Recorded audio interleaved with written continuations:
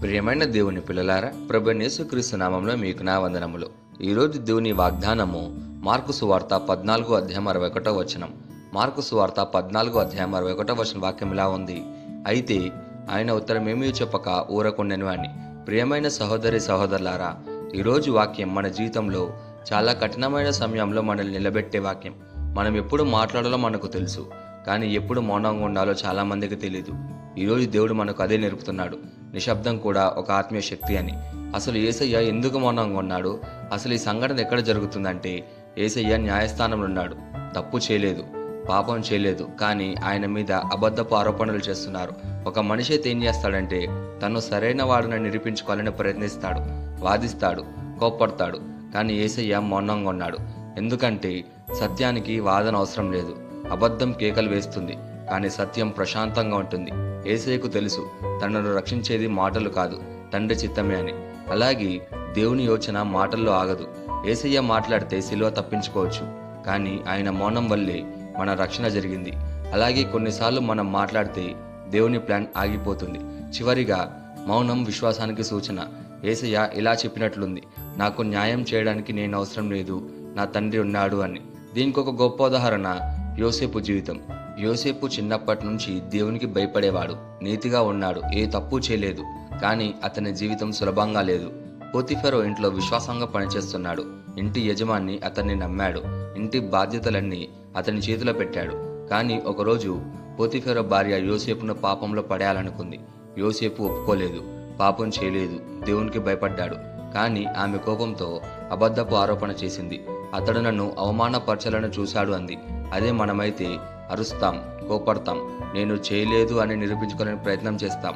నేను మీ ఇంటి కోసం పనిచేశాను, ఏదైనా ఫలితం అంటాం. కానీ యోసేపు మౌనంగా ఉన్నాడు. ఎందుకంటే అతనికి తెలుసు, ఇప్పుడు నేను మాట్లాడితే వాళ్ళు నన్ను ఇంకా కొడతారు, నేను చేసిన మంచి పనిని కూడా వక్రీకరిస్తారు అని. అతనికి ఇంకో విషయం కూడా తెలుసు, నాకు న్యాయం చేసేది మనిషి కాదు, నాకు న్యాయం చేసేది దేవుడే. కాబట్టి ఆయనకు తెలుసు కదా నేను పాపం చేశానో లేదో అని మౌనంగా ఉన్నాడు. అందుకే యోసేపు తనను తాను దేవుని చేతిలో పెట్టుకున్నాడు. అబద్ధం గెలిచినట్టు కనిపించింది. యోసేపు జైలుకి వెళ్ళాడు, కానీ అక్కడ కూడా దేవుని మీద ఫిర్యాదు చేయలేదు. ఎందుకు నా జీవితం ఇలా అయిపోయింది అనలేదు. జైల్లో కూడా విశ్వాసంగా ఉన్నాడు. అలా కాలమెల్లా గడిచింది. ఒకరోజు ఫరోకు కల వచ్చింది. దానికి అర్థం చెప్పడానికి ఎవరూ లేరు. అప్పుడు జైల్లో ఉన్న యోసేపు గుర్తొచ్చాడు. జైలు తలుపులు తెరుచుకున్నాయి. ఒక్క రోజులో జైలు రాజభవనమైంది. బానిస కాస్త దేశానికి అధిపతి అయ్యాడు. అత్యంత గొప్ప క్షణమేంటో తెలుసా? దేశంలో కరువు వచ్చింది. ధాన్యం కోసం దేశాలన్నీ ఐగుప్తుకు వచ్చాయి. ఎవరెవరు వచ్చారో తెలుసా? అతన్ని కొట్టినవారు, అతనిపైన నింద వేసినవారు, అతన్ని అమ్మేసిన అన్నదమ్ములు. యోసేపు జీవితంలో ఎనిమిస్ అందరినీ దేవుడు యోసేపు ముందు నిలబెట్టాడు. ఎక్కడ యోసేపు మనకు నేర్పిస్తున్న పాఠం ఏంటి అంటే, ప్రతి ఆరోపణకు సమాధానం అవసరం లేదు, ప్రతి నిందకు స్పందించాల్సిన అవసరం లేదు. దేవుడు చూస్తున్నాడు, మనం మౌనంగా ఉండాలి. మాట్లాడి గెలిచినవాడు గొప్పవాడు కాదు, మౌనం ద్వారా దేవుడు గెలిపించేవాడు గొప్పవాడు.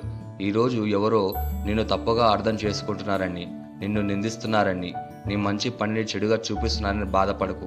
ఒక్కటి మాత్రం గుర్తుపెట్టుకో, నిన్ను రక్షించేది నీ మాటలు కాదు, నీ న్యాయం దేవుని చేతుల్లో ఉంది. ఎక్కడ మాట్లాడాలో, ఎక్కడ మౌనంగా ఉండాలో తెలిసిన వాడే జ్ఞానవంతుడు. యోసేపు మౌనం అతన్ని జైల్లో పెట్టింది, కానీ అదే మౌనం అతన్ని సింహాసనం పైన కూర్చోబెట్టింది. కాబట్టి నువ్వు మాట్లాడి నిరూపించుకోవాల్సిన అవసరం లేదు. నువ్వు ఎలా ఉన్నావో దేవుడు చూస్తే చాలు. ఈ వాక్యం మనకు 3 ముఖ్యమైన పాఠాలు చెప్తుంది. మొదటిగా, ప్రతి ఆరోపణకు స్పందించాల్సిన అవసరం లేదు. ఎవరు నీ గురించి ఏం అనుకుంటున్నారో అది నీకు అనవసరం, ఎందుకంటే దేవుడు చూస్తున్నాడు. రెండోదిగా, దేవుడే నీకు న్యాయం చేస్తాడు. నీ మౌనం దేవుడే నీ కోసం పనిచేసే స్థలాన్ని ఇస్తుంది. మూడోదిగా, కోపం వచ్చినప్పుడు మాట్లాడకూడదు.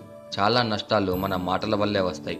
ఇక్కడ ఆత్మీయ సత్యం ఏంటి అంటే, మాట్లాడడం శక్తి అయితే మౌనం నియంత్రణ శక్తి. దేవుడు నీ కోసం పనిచేస్తున్నప్పుడు నువ్వు శాంతంగా ఉండాలి. ఈ వాగ్దానం మనం స్వతంత్రించలాగా మనం ప్రార్థన చేద్దాం. మమ్మల్ని మికిలిగా ఇచ్చిన ప్రియ పరలోకపు తండ్రి, నీకే కృతజ్ఞతాస్తుతుల్లో వందనాలు చెల్లించుకుంటున్నాం ప్రభువా.